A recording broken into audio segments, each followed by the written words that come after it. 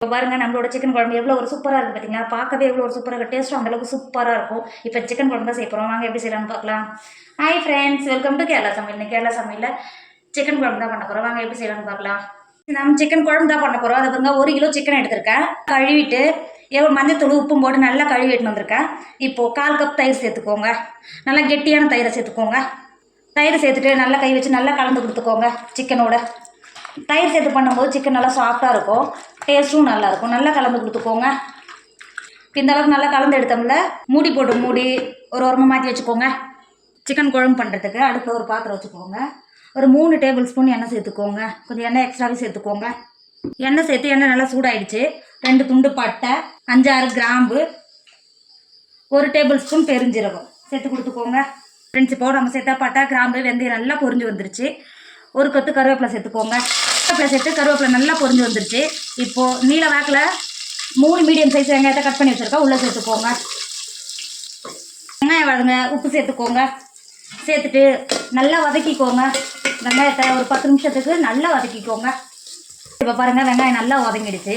1 table spoon நல்லா காரத்துக்காக கார மிளகாத்தூள் 1 டேபிள் ஸ்பூன் சேர்த்து கொடுத்துக்கோங்க. கலருக்காக 2 டேபிள் ஸ்பூன் காஷ்மீர் மிளகாத்தூள் சேர்த்து கொடுத்துக்கோங்க. 3 டேபிள் ஸ்பூன் மல்லித்தூள் சேர்த்துக்கோங்க. 1/2 டேபிள் ஸ்பூன் மஞ்சத்தூள் சேர்த்துக்கோங்க. 1 டேபிள் ஸ்பூன் மிளகுத்தூள் சேர்த்துக்கோங்க. மசாலா சேர்த்து கொடுத்துட்டு அது கூடவே ஒரு துண்டு இஞ்சியும் 10 பல்லு பூண்டையும் உரலில் போட்டு தட்டி வச்சுருக்கோம், ஒன்றும் பாதியமாக இது உள்ள சேர்த்துக்கோங்க. சேர்த்துட்டு கலந்து கொடுத்துக்கோங்க. ஃப்ரெண்ட்ஸ், இப்போ பாருங்கள், வெங்காயமும் நல்லா மசாலாவோட நல்லா பச்சை வடை போயிடுச்சு. நம்ம சேர்த்து எண்ணெயிலே வதக்கும் போதே பச்சை வடை போயிடும். நம்ம ஏற்கனவே சிக்கன் எடுத்து வச்சுருந்தோம்ல, தயிர் சேர்த்துட்டு உள்ளே சேர்த்துக்கோங்க. சேர்த்துட்டு நல்லா மசாலாவோட நல்லா கலந்து கொடுத்துக்கோங்க. சிக்கனை நல்லா மசாலாவோட நல்லா கலந்து கொடுத்துட்டோம். இப்போ மூடி போட்டு மூடி ஒரு 10 நிமிஷத்துக்கு வேக வச்சுக்கோங்க. சிக்கன்லேருந்து தண்ணி நல்லா இறங்கி வரும். தண்ணி எதுவும் சேர்க்க தேவையில்லை, வேக வச்சுக்கோங்க. ஃப்ரெண்ட்ஸ், இப்போ பாருங்கள், நம்ம சிக்கனில் தண்ணியே சேர்க்கல, ஆனால் எந்த அளவுக்கு நல்லா தண்ணி இறங்கி வந்துருக்கு பார்த்தீங்களா? இப்போது நல்லா கலந்து கொடுத்துக்கோங்க. இந்த அளவுக்கு நல்லா கலந்து கொடுத்துட்டு 2 மீடியம் சைஸ் உருளைக்கிழங்க தோலெல்லாம் நீக்கிட்டு கட் பண்ணி வச்சுருக்கா, உள்ள சேர்த்துக்கோங்க. 2 பழுத்த தக்காளியை கட் பண்ணி வச்சுருக்கா, அதை உள்ள சேர்த்துக்கோங்க.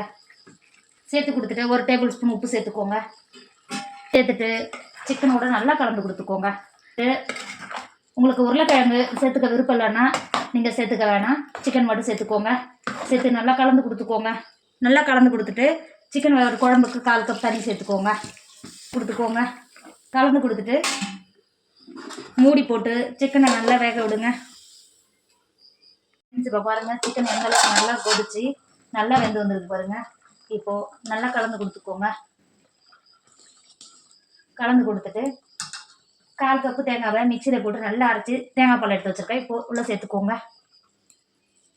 சேர்த்து கொடுத்துட்டு அது கூடவே 1/2 டேபிள் ஸ்பூன் கரம் மசாலா சேர்த்துக்கோங்க. சேர்த்துட்டு ஒரு டைம் நல்லா கலந்து கொடுத்துக்கோங்க. இந்த ஸ்டேஜில் உப்பு ஏதாவது கம்மியாக இருந்தால் சேர்த்துக்கோங்க. தேங்காய் பால் சேர்த்துட்டு நீங்கள் கொதிக்க விட்டிங்கன்னா தேங்காய் பால் பிரிஞ்சு வந்துடும். இப்போ ஒரு கைப்பிடி அளவு மல்லித்தழை தூவிட்டு இறக்கிக்கோங்க. ஃப்ரெண்ட்ஸ், இப்போ பாருங்கள், நல்லா கமகமான வாசனையோட நம்ம சிக்கன் குழம்பு சூப்பராக ரெடி ஆகிடுச்சு. இதோட டேஸ்ட் அந்த அளவுக்கு சூப்பராக இருக்கும். நீங்கள் கண்டிப்பாக ட்ரை பண்ணுங்கள். நம்ம பரோட்டா, சப்பாத்தி, பூரி, பரோட்டா அதுக்குள்ளே வச்சு சாப்பிடும்போது இதோட டேஸ்ட் அந்த அளவுக்கு சூப்பராக இருக்கும்.